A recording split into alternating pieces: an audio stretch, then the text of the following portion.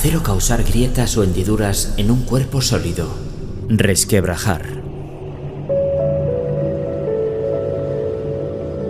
Siempre confiamos en la solidez de nuestro sistema, porque no conocíamos otro y la constancia de haber vivido siempre dentro de él nos terminó haciendo inmunes a pensar en algo diferente. Si me preguntas cuándo nos dimos cuenta, creo que fue como ese juego de apoyar palitos de madera unos encima de otros para después intentar quitarlos lentamente para evitar que termine cayendo la torre creada. De pronto una pieza había desaparecido, pero casi todo seguía igual. Al día siguiente nos enteramos que otra pieza se había desmoronado. Aún así la normalidad seguía reinando porque la torre, aun con piezas de menos, se mantenía en pie. En otra ocasión mirábamos hacia lo alto y preguntábamos: «Oye, ¿pero allí no había algo que ya no está o nunca estuvo?». Y así días y días y días, hasta que nos acostumbramos a ver un mundo lleno de cosas que no funcionaban o nunca funcionaron o nosotros nunca lo supimos, vete tú a saber.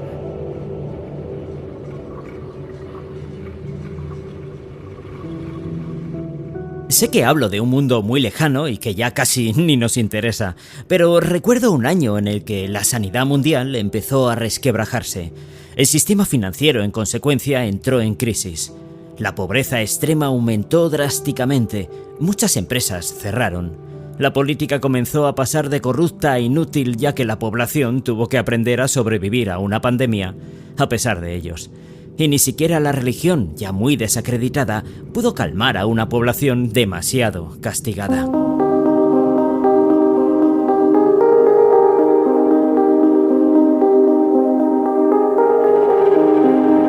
Las piezas ya no estaban alineadas. Ya no mantenía una posición que diera seguridad a la totalidad de la torre. La verticalidad cada vez era más endeble, y aunque en esa torre seguíamos viviendo todos, dejamos de verlo como peligroso. Al contrario, muchos lo empezaron a ver necesario. Otros aún querían poner tiritas e intentar pegar cada piececita en su lugar como sea, porque aún pensaban que la vida que vivían era real y no debía existir nada más. Allí estaban corriendo de un lado a otro de la torre, intentando compensar su inclinación en cada nuevo movimiento, aunque el bamboleo les llevaba mucho trabajo y mucha tensión.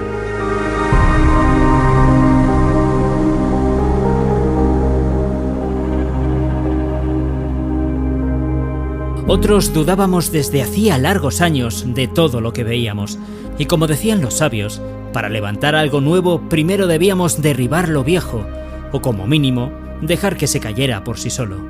Y ese derribo estaba comenzando, se empezaba a dar, y lo tomamos como una muerte anunciada, como un momento en el que pensar más allá de lo visto hasta ahora, más allá de lo que habíamos vivido a diario y de lo que conocíamos. Un más allá más ilusionante, desde luego.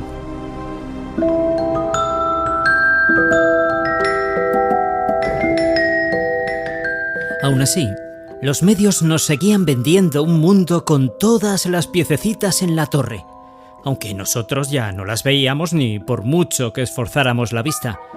Y la duda sobre su fiabilidad comenzó a ser enorme, sobre todo por la afluencia de otras fuentes no oficiales que ya nos llevaban tiempo enseñando fotos de huecos vacíos y el por qué esa y otras piezas se habían desmoronado.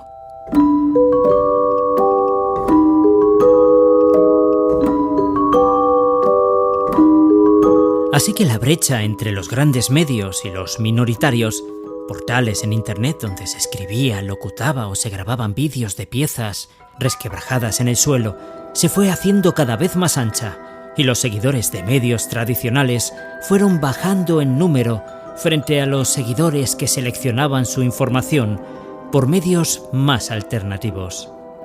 Y otra piececita volvió a caerse, y esa fue la de la libertad de expresión. Muchos de estos canales no tradicionales empezaron a ser cerrados, desmonetizados y censurados para que solo la información oficial siguiera llegando con normalidad a la población.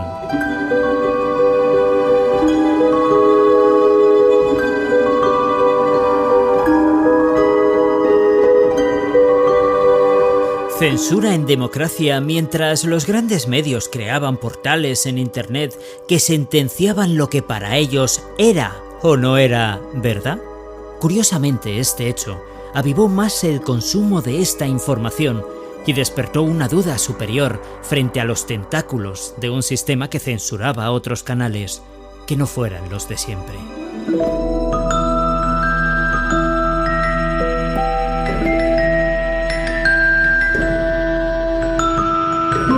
Las estadísticas de visitas en medios al margen subieron a niveles nunca vistos gracias al boca a boca.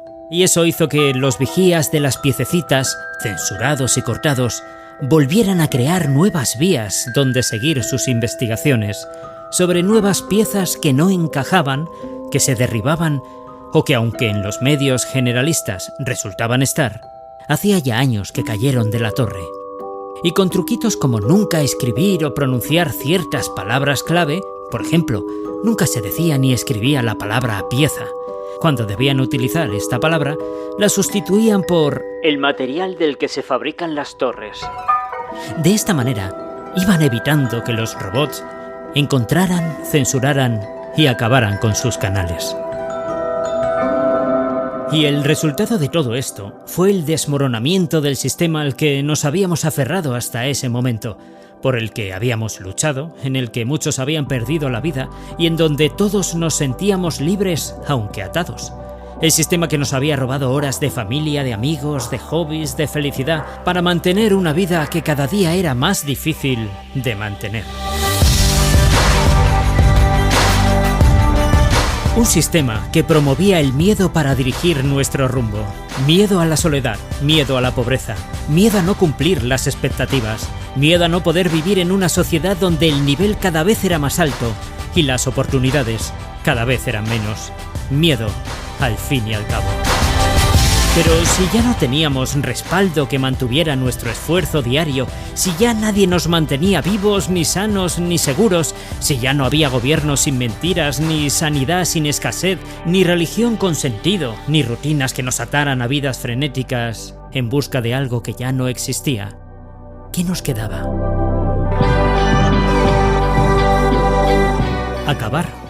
Solo nos quedaba acabar aquello, parar y mirar a nuestro alrededor, y buscar lo que de verdad buscamos, pero lejos de esos lugares que nos habían dicho y que siempre estuvieron vacíos.